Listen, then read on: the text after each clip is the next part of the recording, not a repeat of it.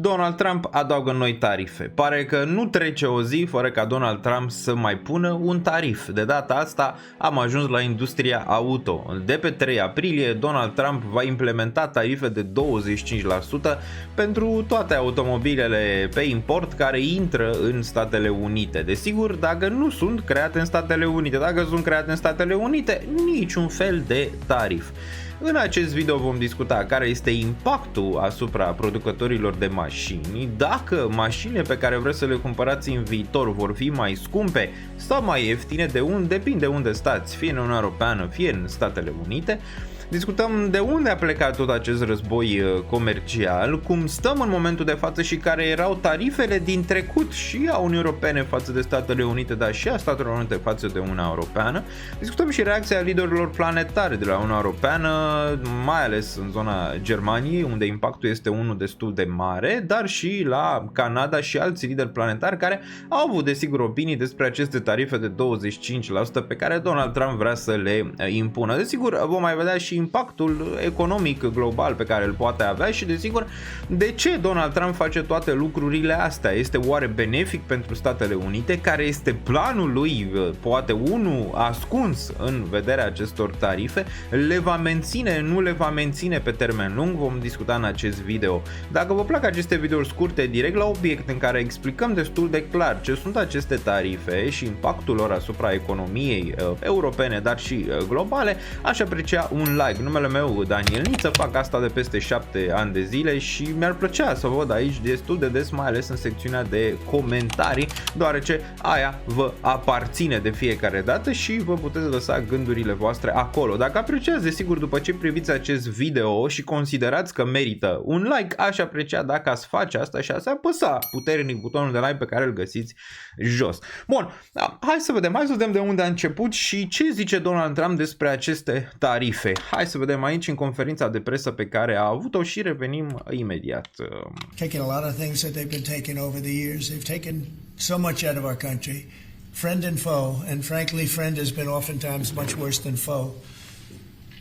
And this is very modest. And what we're going to be doing is a 25% tariff on all cars that are not made in the United States. If they're made in the United States, there's absolutely no tariff. We start off with a 2.5% base, which is what we were at, and we go to 25%. Okay, după ce l-ați auzit aici pe Donald Trump, e bine, el spune că în ultimii ani multe țări au profitat de Statele Unite, de la prieteni la dușmani, dar mai ales prietenii în ultima perioadă au profitat foarte, foarte mult de pe urmele Statelor Unite. Putem să vedem că în 2024 46% din toate mașinile vândute în Statele Unite au fost din import. Deci cumva nu-i convine asta și vrea să schimbe direcția, vrea să dea mai multă putere producătorilor interni de mașini din Statele Unite pentru a face poate mai mult profit. Acum nici măcar ăia nu sunt mulțumiți de aceste tarife, dar vom ajunge un pic mai târziu la asta. Înainte să mergem mai departe, vrem să vedem dacă Trump e nebun sau nu. E nebun că pune aceste tarife de 25% pentru Uniunea Europeană, da, și pentru celelalte țări, nu? Că e la nivel planetar sau nu? E bine, răspundeți în comentarii dacă știți care sunt tarifele pe care le are Uniunea Europeană față de Statele Unite în momentul de față și care sunt tarifele pe care le are Statele Unite acum, când vorbim noi, nu când vor intra în vigoare cele de 25% pe 3 față de Uniunea Europeană. Faceți puțină pauză, lăsați în comentarii să vedem dacă știți. Dacă răspunsul era 10% tarife are Uniunea Europeană pentru Statele Unite în momentul de față, este răspunsul corect și hai să vedem aici că ne arată foarte, foarte clar. În această poză putem să vedem aici și vedem tipul de vehicul, autoturisme, camionete și piese auto. Ajungem și acolo, la zona asta de piese auto, deoarece Donald Trump nu se oprește doar la mașini, chiar pune aceste tarife și pe piesele auto. Desigur, aceste piese auto, aceste tarife vor intra în vigoare undeva din mai, nu imediat, dar ajungem și acolo și asta e o mare nemulțumire pe care producătorii interni din Statele Unite le au pe aceste tarife. Da, hai să vedem aici, da? Tip de vehicul, autoturism, turism, tarife UE pentru importuri din SUA, 10% în momentul de față de tarife SUA pentru importuri din UE, 2,5%. O discrepanță destul de mare, a zice eu, între Statele Unite și Uniunea Europeană în momentul de față și putem să-i dăm dreptate, poate, lui Donald Trump, că Uniunea Europeană cumva a profitat de pe urma Statelor Unite în perioada asta în care ei au avut mai mici tarife, nu? Că i-au considerat, să zicem așa, prieteni. Acum, la camionete ușoare, putem să vedem aici că tarifele pentru UE tot 10% sunt, dar tarifele pentru SUA sunt 25%. Asta nu are un impact prea mare, deoarece mare parte din vânzarea mașinilor europene nu sunt camionete în niciun caz, ci sunt alte tipuri de mașini mai mici, mașini mai mijlocii, dar nu mașini gen camionete. Da, dar putem să vedem acea așa numita taxă a puiului, puteți să vedeți aici, așa se numește ea, chicken tax. Ce este asta? Ei bine, undeva până 1950-1960 a mai fost un război comercial între Statele Unite și țările din Europa, la momentul respectiv Franța, Germania și alte țări. Această taxă a puiului a fost pusă de către Germania și Franța, Statele Unite, deoarece producătorii de pui, da, din Uniunea Europeană de atunci, din Europa, se plângeau că puiul congelat din Statele Unite intră foarte puternic pe piața europeană, iar prețurile sunt mai mici. Ei bine, pentru asta ei au pus tarife destul de mari pentru puiul congelat și atunci și Statele Unite la rândul lor au reacționat. Reacția a fost prin a pune acest 25% taxe pentru camionete, dar și pentru alte lucruri. Ei bine, numai asta a rămas de atunci, de prin 1964, când s-a implementat acea lege, doar taxa de camionete a mai rămas. Da? Deci acest război comercial nu e de azi de mâine, e din trecut, da? de mai mult timp. Putem să vedem aici pentru piese auto undeva între 3 și 4,5% tarife UE pentru importurile din SUA, iar în tarife pentru SUA, pentru importurile din UE, 2,5% sau mai puțin. Din nou, favorabil pentru Uniunea Europeană. Acum, zici, bă, e Trump nebun sau nu e nebun? După cum te uiți pe date, pare că în momentul ăsta Uniunea Europeană câștigă mai mult de pe urma Statelor Unite. Acum, el încercând să pune aceste tarife de 25%, pare puțin mult, deoarece știm foarte bine că vrea să pună acele tarife care intră în vigoare pe 2 aprilie, reciproce. Poate era suficient să ducă și el la 10%, dar a zis nu, a zis gata, nu mai luați de la noi, acum vrem să luăm noi de la voi. Adică cumva vrea să întoarcă roata și să ia banii ăștia. Donald Trump zice că ar lua undeva pe la 100 de miliarde. Acum este discutabil dacă poate să ajungă la suma respectivă sau nu. Hai să vedem un pic un timeline, un desfășurător acestor tarife care, v-am zis, n-au început de azi de mâine, au început de prin 1950 între Statele Unite și statele din Uniunea Europeană de atunci, Germania, Franța și altele. Hai să vedem aici cum arată un timeline. Da, putem să vedem aici cronologia. Da? Putem să vedem cronologia. Politica tarifelor auto în SUA 2018-2023. Putem să vedem în 2018 aici. Trump a mai avut el aceste speranțe de tarife, îi plac tarifele, îi plăceau și în mandatul precedent, a și pus câteva tarife pe care Biden le-a susținut și o să vedem imediat de ce le-a susținut. Bun, Trump amenință cu tarife auto de 25% pentru UE. UE avea 10%, SUA avea 2,5%. Asta era în 2018, în primul lui mandat. Nu e de azi pe mâine, adică știam cumva că Trump are această manie a tarifelor și cumva vrea să pună presiune prin aceste tarife pe celelalte țări pentru, desigur, a negocia mai bine. Și poți să zici că da, momentan poate îi reușește, dar pierde și pe alte părți și ajungem și imediat acolo, da? Bun, deci Trump amenință cu tarife 25% în 2018, Trump impune tot în 2018 tarife pentru piesele auto din China și alte bunuri. În 2019 China reduce tarife auto de la 25% la 15%, dar ripostează cu tarife pe mașinile din SUA. Adică cumva au zis, bă, ăștia ne pun tarife, hai cumva să le scădem pe astea pentru piesele auto, dar ripostează cu tarifele pentru mașinile din SUA. Bun. În 2020 acord Quad faza 1 cu China, unele tarife sunt reduse. Deci cumva a negociat în tot timpul ăsta, de vreun an de zile, da? A negociat ceva și până la urmă s-au mai redus anumite tarife aici între Statele Unite și China. Asta în 2020. Bun. În 2021, Biden preia mandatul, suspendă amenințarea tarifelor pentru auto pentru Uniunea Europeană. Asta în 2021. Deci o politică mai favorabilă pentru Uniunea Europeană. Știm foarte bine că Biden era foarte, foarte aproape de liderii din Uniunea Europeană. În 2022, Biden promovează inițiativa Cumpără american și stimulente pentru vehicule electrice. Asta era pe partea aia de politică a inflației pe care o avea Joe Biden atunci în 2022, care n-a dat prea multe rezultate dacă mă întreb pe mine. Bun.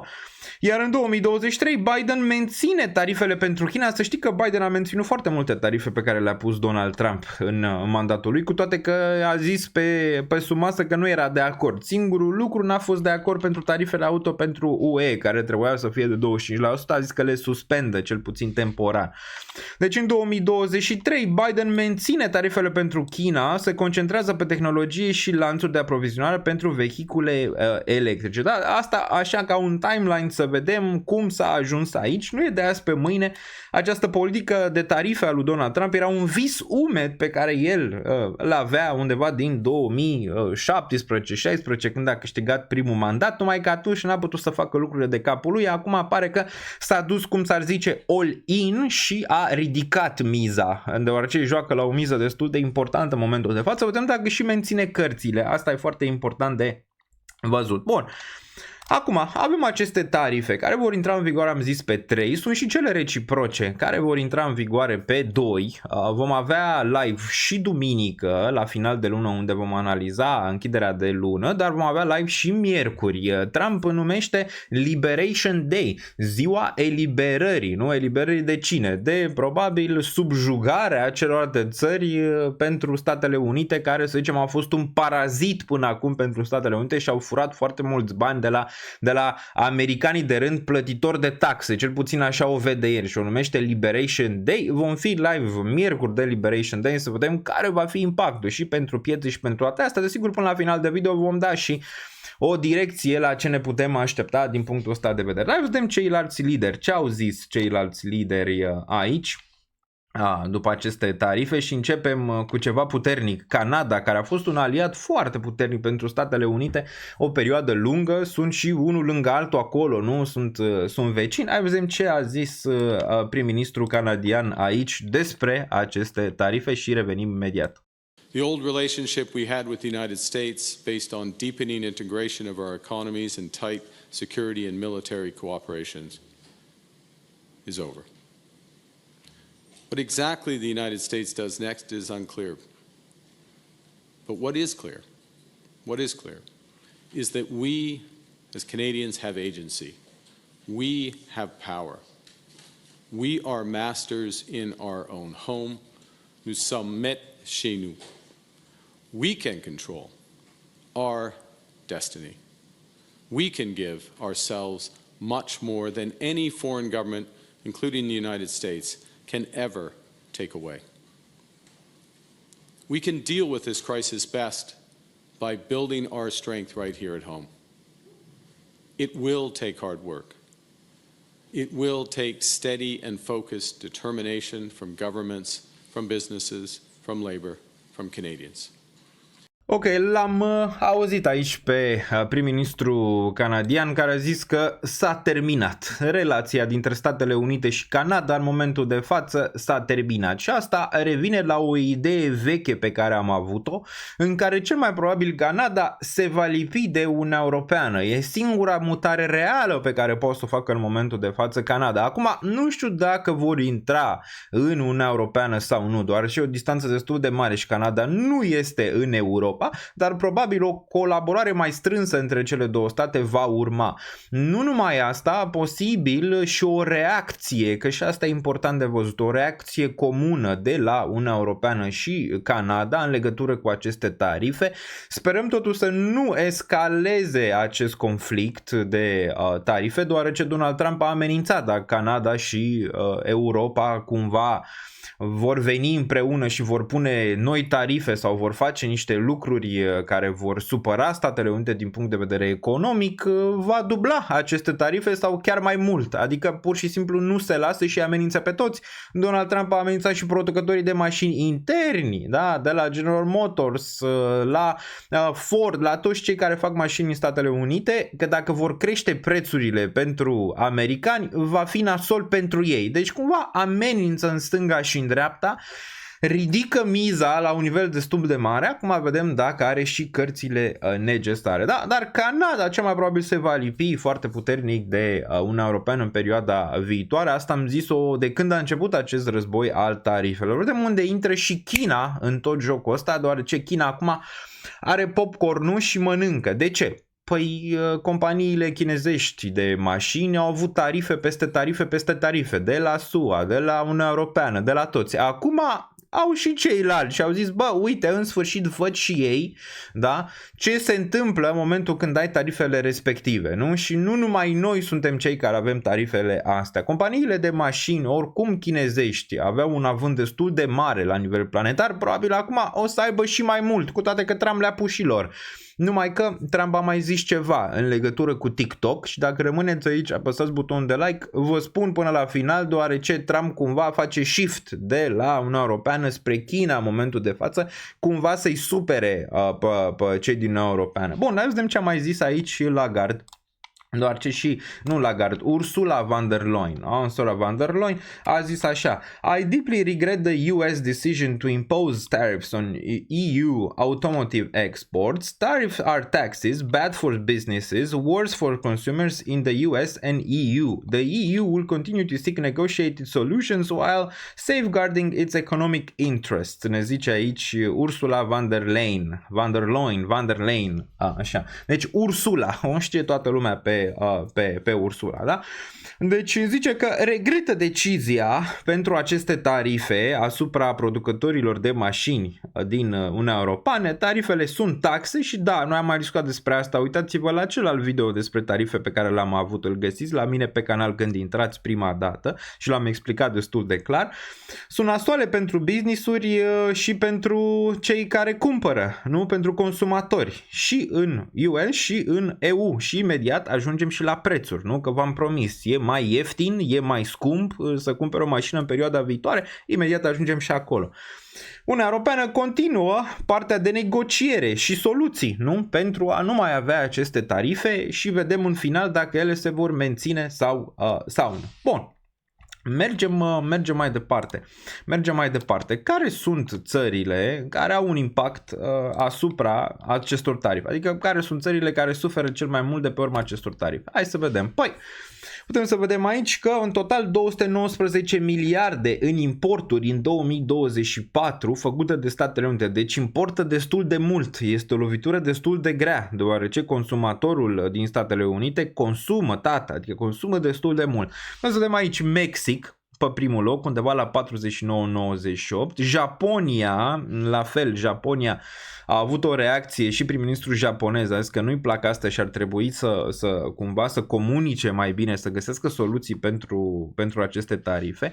Coreea de Sud aici, Canada desigur la fel, Germania și apoi celelalte țări. Economia Germaniei clar va fi afectată de aceste tarife. Și hai să vedem un pic mai bine aici, în acest articol, tarifele auto lui Trump le dau o lovitură masivă producătorilor germani. Și hai să vedem aici de ce. Dacă dăm un zoom in aici, putem să vedem Volkswagen 80% exportă către Statele Unite, Hyundai exportă 65%, Mercedes din nou un brand nemțesc 63%, Renault aici undeva 53%, BMW undeva la 52%, Toyota, Honda și Ford aici în regiunea asta. Putem să vedem, potrivit calculului agenției de presă Bloomberg, tarifele suplimentare lui Trump ar putea șterge aproximativ un sfert din profiturile operaționale estimate de Porsche și Mercedes pentru 2026. Pentru a compensa impactul, producătorii ar putea fi nevoiți să crească prețurile sau să mute mai multe producție în SUA. Asta vrea și Trump, vrea.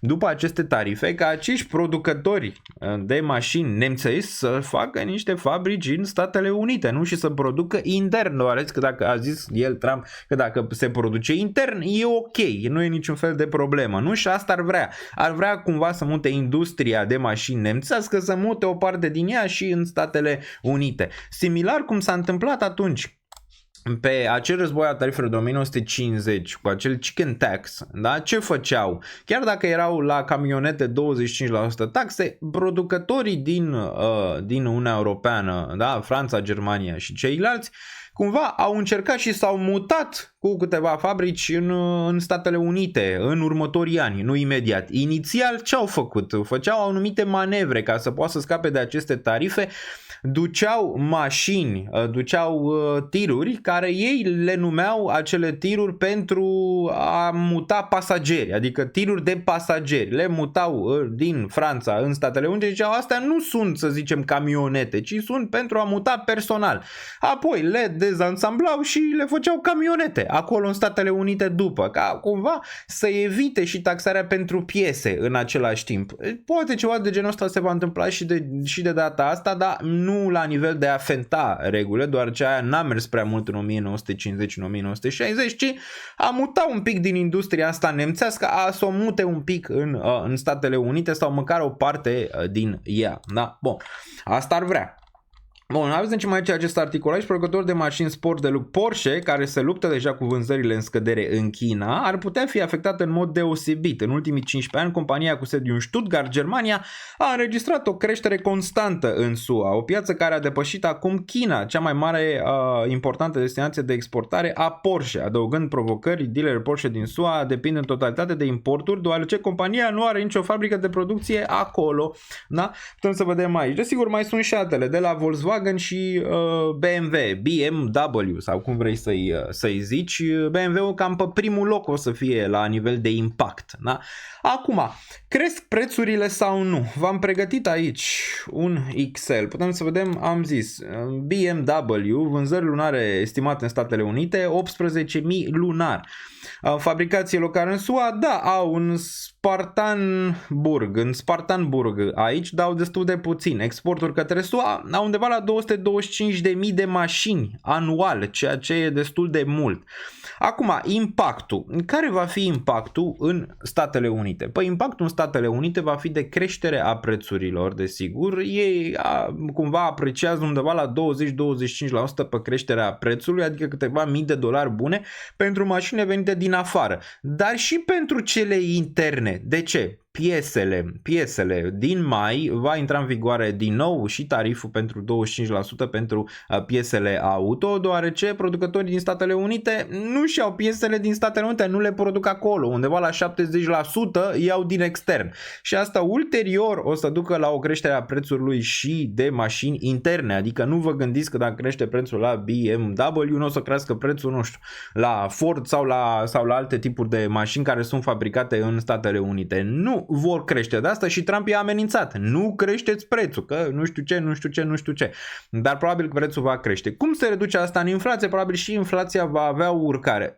Dar nu pe datele din luna asta, aprilie, care vine, ci probabil când ne vom uita în mai, deoarece în mai ne vom uita la datele din aprilie în ceea ce privește inflația, probabil vom avea o urcare în inflație atunci. Astăzi, desigur, vine și PCU și vedem ce se mai întâmplă și pe partea de inflație. Da? Bun.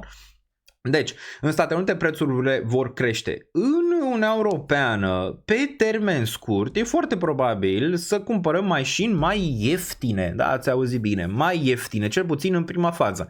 În primele 3 luni, în primele poate 6 luni maxim. Ulterior vor crește și aici, dar în primă fază nu. De ce? Păi totul se reduce la stocuri și la lanțul de aprovizionare. Dacă în momentul de față, vă dau un exemplu simplu, BMW are undeva la 100.000 de mașini care le exportă spre Statele Unite. E bine, dacă exportă doar 50.000, rămâne cu un stoc de 50.000 pe care nu prea mare unde să le exporte, deoarece mare problema pentru producătorii din Germania e că și piața chineză a picat pentru ei. China a venit puternic din spate și acum industria lor auto e foarte, foarte puternică. De asta n-au mai exportat atât de mult nemții în China, deoarece economia Chinei a crescut, mașinile chinezești au avut o expansiune foarte, foarte mare și companiile chinezești, știm foarte bine, BYD-ul, care e foarte important, le vezi peste tot, chiar și în Europa, a crescut enorm, fiind dat faptul că ei n-au mai exportat atât de mult în China, oricum le-a scăzut profitabilitatea, acum le va scădea și mai mult profitabilitatea, deoarece nu vor mai exporta atât de mult în Statele Unite, care am văzut, mai ales pentru BMW, e foarte important, o piață foarte, foarte important. Deci ne putem aștepta în perioada viitoare că profitabilitatea companiilor nemțești de mașini, dar și din toată Uniunea Europeană, va scădea. Totuși, pe termen scurt, prețul probabil va scădea și el, deci va fi o oportunitate pentru cine vrea să-și cumpere mașină în perioada viitoare. Uitați-vă la BMW, uitați-vă la Mercedes, probabil vei vedea căderi destul de mari și la mașinile la mâna a doua, dar mai ales și la cele noi, deoarece va exista stoc disponibil o perioadă și atunci cumva vrei să scapi de stocul respectiv în momentul în care ai cererea poate mai scăzută și oferta mai mare, nu? Totul se duce la cerere și ofertă, e foarte, foarte probabil să ai foarte mult stoc și cererea să nu mai fie atât de mare și atunci prețul coboară. Deci da, în Uniunea Europeană probabil vom avea oferte foarte, foarte bune la mașini în următoarele 2-3 luni. Apoi prețurile probabil vor urca dacă acest război comercial nu se va soluționa. Acum, care este end goal-ul lui Donald Trump? Nu? Și ajungem imediat și la China. Care este end goal? Hai să vedem aici ce a zis Donald Trump despre China, ca să putem avea o idee cum se va soluționa, dacă cumva se va soluționa vreodată acest conflict. Înainte să ajungem la China totuși, hai să vedem dacă a zis că dacă ridică vreodată în mandatul lui aceste tarife sau nu. Hai să vedem aici, să ne uităm ce a zis și revenim imediat. Under which you'd remove these auto tariffs, sir, or is this permanent for the rest of your term in office? Oh, this is permanent, yeah, 100%, yeah. Are you on there?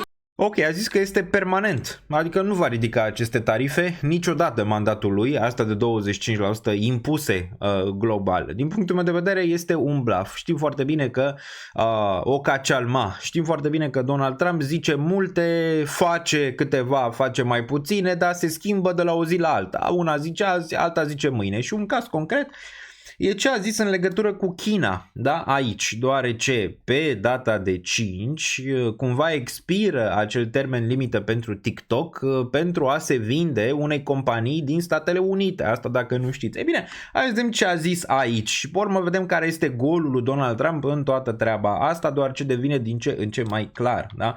Hai să ne uităm ce a zis aici despre China și despre TikTok și revenim. China is going to have to play a role in that, possibly. In the form of an approval, maybe. And I think they'll do that. Maybe I'll give them a little reduction in tariffs or something to get it done, you know, because every point in tariff is worth more money than TikTok. If you think every point, tariff is a much bigger world and TikTok is big, but every point in tariffs is worth more than TikTok. So, in order to get China to do, maybe I'd give them a reduction in tariffs as an example. Sounds like something I do. Ok, ce zice Trump aici? Zice că dacă acceptă China să vândă TikTok-ul la noi, deoarece TikTok-ul valorează câteva miliarde în viziunea lui, cumva mai scădem din aceste tarife pe care le-am pus chinezilor și pe auto, da, și pe alte zone. Deci, din nou, pare că lui îi place chestia asta în negociere și arată din ce în ce mai clar care este în golul lui Donald Trump. În golul lui, adică care e viziunea lui, e să pună aceste tarife, să pună presiune pe celelalte țări pentru a avea cumva un leverage, a avea ceva extra față de ei în momentul în care negociază. După cum vedem aici, lui îi place să negocieze foarte, foarte puternic. Probabil asta se va întâmpla și în perioada viitoare cu Uniunea Europeană și ulterior, din punctul meu de vedere, până la finalul mandatului nu vor mai exista tarife absolut deloc, ci se vor înțelege la un moment dat, poate fie la tarife foarte, foarte mici, poate deloc, nu? Că asta probabil urmărește să poată să negocieze bine, urmărește să poată să ia anumite lucruri fie de la Europeană, fie de la China, fie din alte direcții și ulterior să retragă aceste tarife. De ce să le retragă? Păi, dacă ne uităm aici la companiile americane cum au performat de mașini, putem să ne uităm Tesla sta binișor, deoarece Tesla are anumite dealuri și poate să facă mașinile un pic mai ieftine, cu piese auto mai ieftine, cu toate că și Tesla, o parte din producție vine din China, asta dacă nu știați. Hai să ne uităm aici. Deci, putem să ne uităm la Ford undeva la minus 3,8%, putem să ne uităm la General Motors undeva la minus 7,36% aici la sută. Și la altele putem să ne uităm aici, deci căderi destul de mari și în Statele Unite pe industria auto. Nu mai zicem de Uniunea Europeană, unde putem să vedem aici Mercedes, Volkswagen, BMW, care au scăzut destul de mult, doar Ferrari stă aici bine. Deci nu cred că le poate ține pe termen lung, pentru că afectează și economia internă. E foarte greu să schimbi lanțul de aprovizionare acum, să faci toate piesele în Statele Unite imediat, durează și asta o să aibă un impact asupra consumatorului final și consumatorul final, când este nemulțumit, o să-ți arate asta. Companiile de mașini, când nu vor mai avea profitabilitate din Statele Unite, din nou se vor supăra pe Donald Trump și atunci din nou o să aibă probleme, nu? Că știm foarte bine, companiile mari conduc de fapt Statele Unite, dar și Europa. De ce a pus Donald Trump și atacă un pic Germania în momentul de față și economia Germaniei? Deoarece Germania este în continuare motorul, Germania și cu Franța sunt motorul Uniunii Europene, nu? Și atacă cumva industria auto, care produce foarte, foarte mulți bani pentru Germania și pentru toată Uniunea Europeană, ca să trăim mai bine, și atacă cumva asta, atacă acele companii pentru ca cei liderii cumva să simtă și ei durerea, deoarece odată ce